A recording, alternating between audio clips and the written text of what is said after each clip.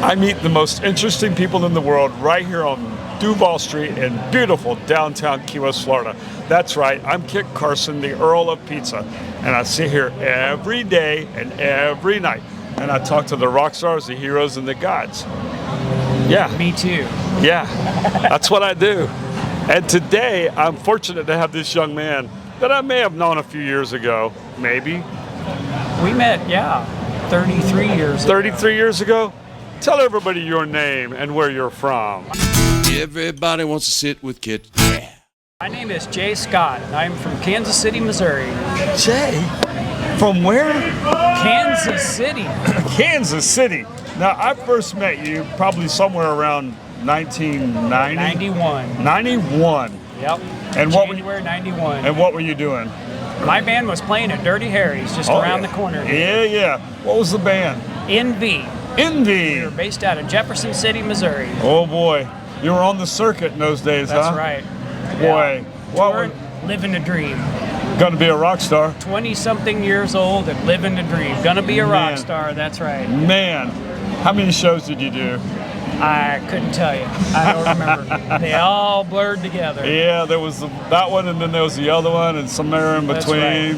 Right. This was definitely my favorite. This was your favorite? For years, I told people that Key West was my favorite gig of all time. Yep, playing Dirty Harry's. That was amazing. That was a good time. That was a great time. Not that the world's not still special, but that was a special place and time. Was. And that's kind of what we're trying to capture now is a special place and time, and you hear some of those stories. Right. You know? So Jefferson City, Missouri is where you were based out of. That's where the band was from, yes. Envy. And you don't know how many shows you've done, but could you tell me what was one of the craziest places you've ever played? One of the craziest places? A venue that just was nuts. I wouldn't call it a venue, but I have played on a boat. Back home we have a resort lake called the Lake of the Ozarks. Oh yeah. And the local radio station was doing a promo. They have a cove they call the Party Cove. And we set up and played on the radio station was broadcasting from a houseboat that we were set up on and playing, and it was absolutely just insane. Clothing was optional. Oh, I bet. Those were the And that was just the band. That was just the band, yeah. Oh yeah, pulling the Red Hot Chili Peppers, huh? Wearing a sock. Just one sock. Use your imagination. Yeah. Wow. I would say that was my craziest. And this was your favorite? This was my favorite. Yeah. This one was just as memorable as I met Eric Carr from Kiss in Memphis, Tennessee. He come up and complimented my drumming. Who? Eric Carr. Oh, wow. When he was playing with Kiss? The immortal Eric Carr, yes, he was playing with Kiss. Wow. That was pretty cool. Who's the most famous person you've ever met? Probably Eric Carr. Yeah? Probably Eric Carr. There have been a lot that have been really cool. I have to say that my favorite is Chips Enough. Chips Enough. You know, he's a special character. He is. You know, we enjoy. It's like I haven't seen him on yet stage. this year. Really? Well, they played. They opened up, and I just can't get away from work at 5 o'clock. Right. It's hard for me to get there. We actually talked with him the first night. And then the festival. And then last year, he seemed like he was all over town everywhere, and I haven't seen him this year. You know, well, tonight's the night. Well, we saw him last night. Is he still here? Yeah, they were all here last night. He's almost like an ambassador for this event, even though I don't know if there's such a thing. He's so cool because, like, we'll see him on stage and he's the rock star up on stage. Yeah. And then after the show, we talk to him like we're best friends. Yeah. The last time we talked with him, he was telling us about how his wife wasn't on the tour with him because they had just gotten a new kitten. And we were like, oh, congratulations. And just like we were best friends for years. He's just amazing. But don't you kind of find a lot of these guys that way, especially down here at this venue? Oh, absolutely, yeah. I don't know if it's this venue or if it's because they're older, but it just seems like everybody's so much more approachable and real genuine. They are. You know, it's like, Yeah. you know, one of the guests earlier was talking about how Brett Michaels was just gushing over the military and how thanking the military for doing their job. And then he's, if there's one knock that I will give on him is that he will spend 10 minutes of every show thanking every guest personally, almost. Right. You know, it's like, okay, let's play a song, Brett. But he is so humble and so appreciative of his loyal fans that he dotes on them, and it's, you know, and I get it, but you can tell it's coming straight from his heart. I mean, he's genuine about it. Right. He absolutely, you know that he's not just bullshitting you. It is for real, Brett. We appreciate it. However, I do have one other complaint. That damn picture of him on stage started creeping me out after a while because it was behind every band last night. I don't know if you noticed it or not, but he's standing there and I could swear his eyes were moving. Wherever I'd move, he'd be looking at me, and it was kind of creeping me out a little bit there, Brett. You know, it's like, yeah, it was. An eye on I you. was like, man, I don't know if I like that anymore. Right. But it was fun. It was such a good time last night. The finale of the show last night, for people that weren't here, you had Brett Michaels and Dee Schneider. You had half the brothers from Lit. You had, I don't know who else. Oh, yeah. John, I'm going to mess up John's last name, lives here part-time. I'm losing it. There was 30 people on stage. I don't even remember who all was on stage. But it was so much energy up there. It was freaking... It was crazy. There was a lot of energy in the venue. It was just nuts. It was nuts. The artists and the crowd just fed off of each other. Last night was huge. Yeah. Not to put you on the spot, but to put you on the spot. Well, let me go a different direction. Who was your early influence? My early influence? Yeah. My earliest influence was Peter Criss. Peter Criss? You were always a Kiss fan? Yes. Yeah. Yes. And that was it, huh? Peter Criss was, just godly to me, yeah. And then I was introduced to Van Halen, and Alex Van Halen became my favorite. He's a badass. He still is a badass. Who's the drummer that's the most difficult for you to play? Just technically difficult. Technically difficult? Yeah. That is a very good question. It depends on what I'm wanting to play. Yeah. Probably the one that I have struggled with the most would be "Fool in the Rain" by Led Zeppelin.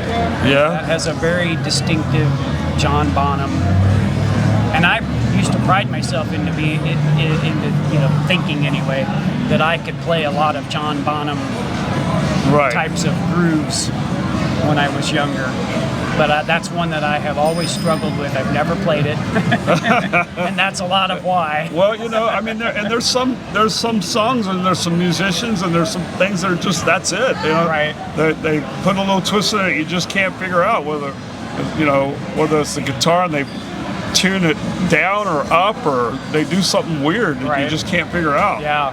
I always like to hear those stories though. It's pretty cool. Yeah. So, of all the people that have been Rock Island, you've been all 3 years, haven't you? All 3 years, yeah. Who have you appreciated, enjoyed seeing the most? I know that's a difficult one, but who? That is a difficult. I could maybe narrow it down. Give me your top three. That's narrowing it down. Well, I definitely liked Skid Row the first year. Yep. Night Ranger was really impressed me the first year. That was my first time seeing them. I really liked just their energy was a lot of it. Last year, Extreme was very energetic. Oh, yeah. I liked Mr. Big this year. That was a lot of my my main reason for coming this year. I'll be honest. I grew up hearing Mr. Big, but I never really. I didn't know. Yeah. I didn't know what they did. And I'll be honest with you. I mean, I only knew Billy Sheehan as being the bass player for Steve Vai and David Lee Roth. David Lee Roth, yeah. And I didn't know that he was a founding member of Mr. Big. and I never paid attention to it. But he's a monster. Yeah. I mean, he's a freaking monster, that guy. And the other night, they did not disappoint at all. I was so super stoked. I was impressed. It impressed me. I was very impressed with Paul Gilbert. I don't with who? Paul Gilbert. Yeah. I don't usually watch the guitars that much. Right. I usually focus on the drummer and the bass player. But I guess because I was on Paul's side of the stage, but he just, he captivated my attention. Definitely. Not only is he an excellent guitarist, but he's a snappy dresser. Suit and tie, was that right? Yeah, suit and tie. Suit and tie. And his tie matched his guitar. Oh, did it really? I was super impressed with them. I ain't gonna lie. I thought they were fantastic. But it is in my genre. It is in my wheelhouse. I love rock and roll. From classic to 80s, in the 90s, I like rock and roll. So I'm a bad person to ask because I've enjoyed so much of it. Yeah. It's just been fantastic, and can't be any better than having it in your backyard. I mean, I leave work at 7:05 and ride my scooter over, and I'm walking in the venue at 7:07. I mean, it takes me all of 2 minutes to go, and thank you for everybody that's working the festival, all the volunteers and everybody that's on the Mile Zero staff and whoever they're called. It's been fantastic. Kyle and Rob and everyone and everybody, Brady and all the crew working the bars. You guys have just been phenomenal, which that makes a lot of it also. The venue setup's been great. Everybody's working. It's been so happy and so wonderful. It just makes for a great thing. But anyway, I could go on and on, but yeah. So what do you do now before we let you run away? Now that are you a retired rock and roller? I am not retired. Have you hung up the drumsticks? I still play. You still play? Don't play as often. Oh. Certainly not as often as I like. Yeah. So what do you do now? But I do still play. Well, I work in a warehouse for a music gear distributor. Oh, right. It's amazing. I've been there 22 years. That's amazing. And that's where? That is in Kansas City. Okay. I used to. You're still in the industry. I used to be the guy that right, and I still get a lot of the perks. Yeah. Last September, we were in Europe, and I was able to pull a few strings and get a private tour of the Peista Cymbal Factory in Knoxville, Switzerland. Wow. That was amazing. Yeah, that is there cool. with some friends and got to check that out. But that was all, music has changed my life in so many ways. It is your life. Right. It is your life. That's it. Well, let me ask you one last question, and then I'm going to go stand in front of the oven. I might join you if you don't mind. It's cold. So, my last question that I ask all my guests, if you were a pizza, what kind of pizza would you be? I would say a cheese pizza because I'm pretty cheesy. Yay! There we have it, boys and girls. It's the cheesiest of the cheesiest. Brr, it's cold out here. Well, I'd like to thank everybody for watching. I know my producer, editor, Tim, has run away and he's leaving the cameras unmanned, but it's all right. He can just keep on recording. I'd like to remind everybody to subscribe to Sit With Kit channel, like and share. Once again, as always, thanks for watching, and I'd like to thank my guests for being so gracious to sit and talk to me. Yes, I'll see you tonight at that rock and roll show. All right, senor, that's it. Thanks. Thank you.